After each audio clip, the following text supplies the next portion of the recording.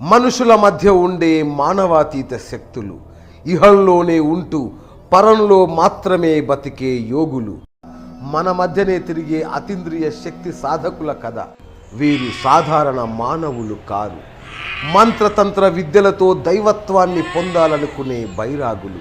జనజీవనానికి దూరంగా బతుకుతారు.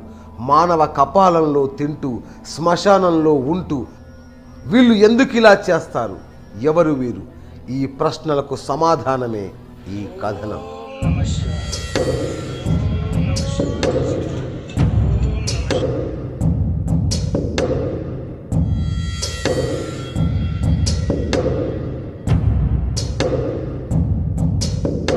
హిందూ మత విశ్వాసం ప్రకారం దేవతలను ప్రసన్నం చేసుకోవడానికి రెండు తాంత్రిక మార్గాలుంటాయి. ఒకటి దక్షిణాచారం, రెండోది వామాచారం. తంత్రం ప్రత్యేకించి శివుణ్ణి, శక్తిని దీపధూప నైవేద్యాలతో ఆరాధిస్తుంది. ఇందులో దక్షిణాచారం సనాతన భావనలు కలిగినది, సాత్విక గుణము కలది, శుద్ధమైంది, ఆస్తికమైనది, ధ్యానాన్ని అవలంబించేది.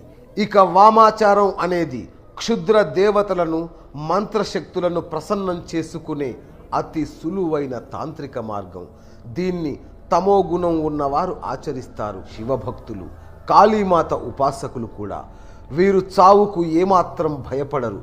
పునర్జన్మల్ని విశ్వసిస్తారు. సిద్ధ శక్తుల్ని సంపాదించడానికి అనుసరించే పూజా విధానమే వామాచారం.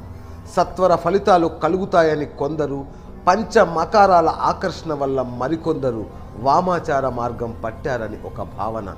వీరు తమ ఆహారాన్ని కపాలంలో భుజిస్తారు.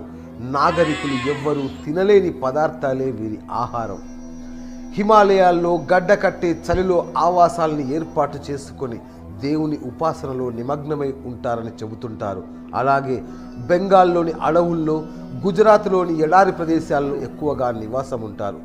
వీరు ఎక్కువగా బయట కనిపించరు. ఒక్కొక్కరు 100 సంవత్సరాలకు తగ్గకుండా బ్రతుకుతారట. వీరిలో కొందరు 150 ఏళ్ళు బతికితే మరికొందరు 250 ఏళ్ళు కూడా బతికిన దాఖలాలు ఉన్నాయని చెబుతుంటారు. ఉత్తర భారతదేశంలోని కాశీలో ఎక్కువగా కనిపించే వీరు శివరాత్రి, కుంభమేళా పుష్కరాల్లో పాల్గొంటారు. వాళ్ళు ఎవరికీ కనిపించరు. రాత్రిపూట లోకమంతా గాఢ నిద్రలో మునిగిన వేళ బయటకొస్తారు. ఎక్కువగా శ్మశానంలో తిరుగుతుంటారు. ధ్యానం చేయడం, శవాల వద్ద పడుకోవడం. విద్యాంచల్ పార్వతీదేవి ఆలయం సమీపంలోని గుహల్లో వీరు ఎక్కువగా కనిపిస్తారు. ఉత్తరప్రదేశ్ మీర్జాపూర్ జిల్లాల్లో మాతా దుర్గా అవతారంలో మహిషాసురుని చంపిన తర్వాత ఇక్కడ వెలిసినట్లుగా చెబుతారు. ఈ ఆలయం చుట్టుపక్కల అనేక గుహలుంటాయి. వీటిలో అఘోరాలు ధ్యానం చేస్తుంటారని చెబుతారు.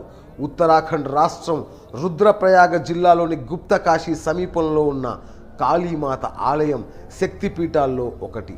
కేదార్నాథ్కు సమీపాన ఉన్న ఈ కాళీమాత ఆలయంలో కాశీ విశ్వనాథును పోలిన పురాతన విశ్వనాథ ఆలయం చూడవచ్చు. దేశమంతా తిరిగి ఇక్కడ ఆశ్రయం పొందుతారని చెబుతుంటారు.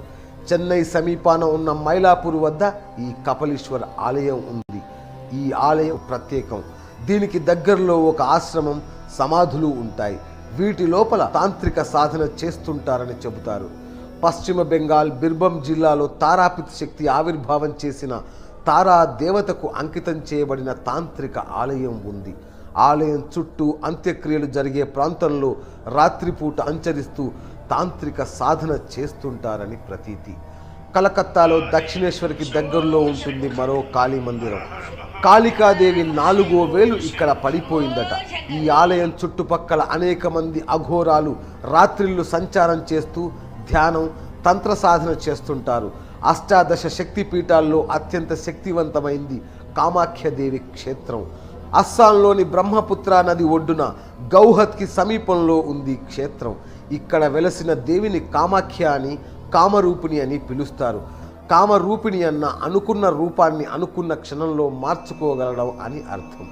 అలా చేయగలిగిన శక్తిమంతురాలు కాబట్టే కామరూపిణి అయ్యింది. ఇక ప్రతి ఆషాఢ మాసంలో 5 రోజుల పాటు అంబుబాచి మేళా జరుగుతుంది. ఆ అంబుబాచి మేళానే కామాఖ్య కుంభమేళాగా పిలుస్తారు. ఈ మేళా జరిగే రోజుల్లో అఘోరాలు, తాంత్రికులు ఇక్కడకు వచ్చి అమ్మను దర్శించుకొని పూజలు నిర్వహిస్తారు కదా.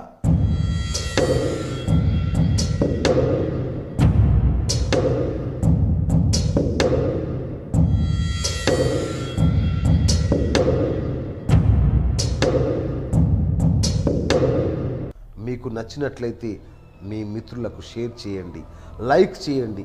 ఇలాంటి మరిన్ని కథనాల కోసం సబ్స్క్రైబ్ చేయండి.